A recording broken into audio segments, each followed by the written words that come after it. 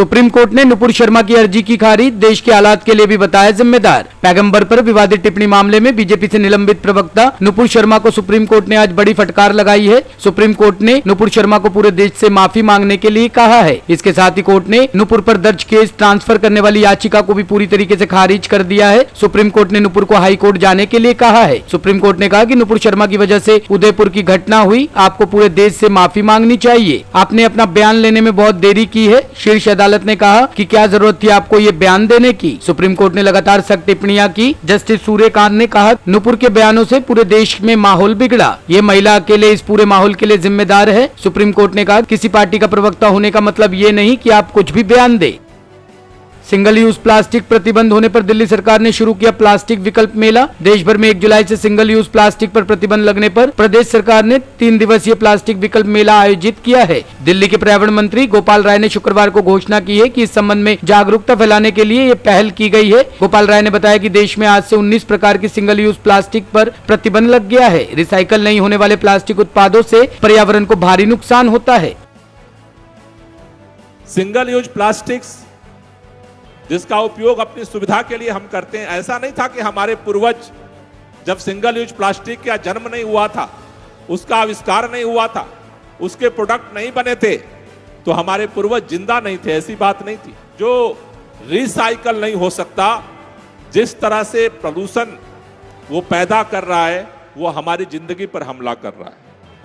हमारी अगर मिट्टी प्रदूषित हो जाती है, हमारी हवा प्रदूषित हो जाती है, हमारा जल प्रदूषित हो जाता है, अगर ये तीनों का हमला अगर होता है उसके बगैर हम जिंदा नहीं रह सकते।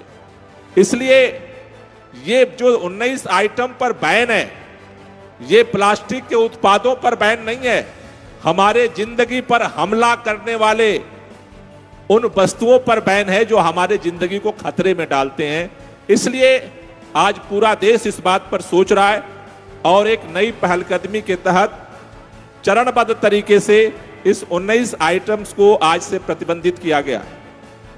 राहुल गांधी का भाजपा पर तीखा प्रहार, बोले देश में गुस्से और नफरत का बनाया माहौल। भाजपा के निलंबित प्रवक्ता नुपुर शर्मा के पैगंबर मोहम्मद के खिलाफ कथित विवादित बयान पर उच्चतम न्यायालय द्वारा की गई टिप्पणी के बारे में पूछे जाने पर वायनाड से कांग्रेस सांसद ने कहा कि शीर्ष अदालत ने सच कहा है, लेकिन देश का ये माहौल उस व्यक्ति से नहीं बना है जिसने टिप्पणी की है। उन्होंने आरोप लगाया कि ये स्थिति केंद्र में सत्तारूढ़ राजग सरकार ने बनाई है। राहुल ने कलपेट्टा में अपने कार्यालय का दौरा करने के बाद संवाददाताओं से कहा, ये माहौल प्रधानमंत्री ने, गृह मंत्री ने, भाजपा और आरएसएस ने बनाया है। ये माहौल गुस्से और नफरत का है।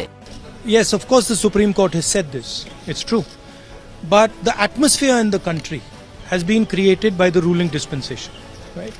It is not the person who has made the comment. It is the Prime Minister, it is the Home Minister, it is the BJP and the RSS that has created this environment in the country. This environment of anger, this environment of hatred.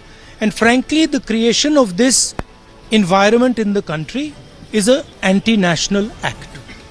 This is against the interest of India. It is against the interest of the people of India, and it is completely wrong. And it is going to lead to tragedy. As the Congress party, we build bridges between people. We build bridges between communities. We bring people together. So this is what we are seeing in the country, what is being done in the country today by the RSS and the BJP, and the violence you see here. This is completely against our philosophy.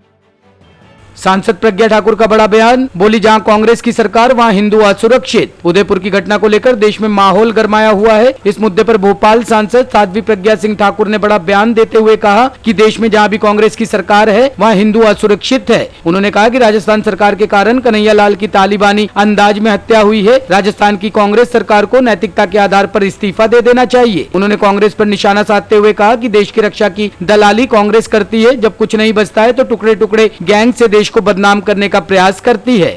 Congress ने कब किसको रोजगार दिया और कांग्रेस के शासन में सीमाएं असुरक्षित थी। कांग्रेस के शासन में 370 लगी।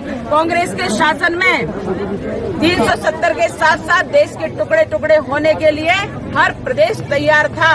लेकिन अभी शांति है। और देश में जिस प्रकार से अग्निपथ की योजना लाई गई है और कांग्रेस के शासन में जो असुरक्षा थी, बॉर्डर पे असुरक्षा थी, इसलिए कभी कोई भी व्यक्ति और कभी कांग्रेस ने कभी भी उनको शूट करने का आदेश नहीं दिया, स्वतंत्रता नहीं दी कि तुम अपने देश की रक्षा कर पाओ।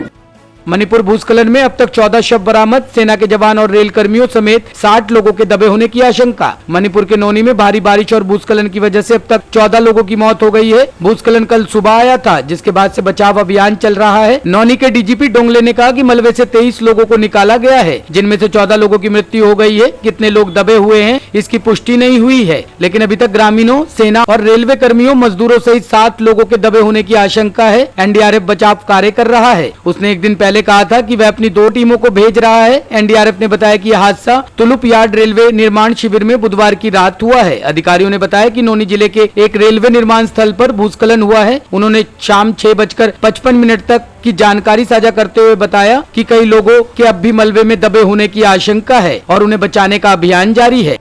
ब्यूरो रिपोर्ट, टीम तफ्तीश न्यूज।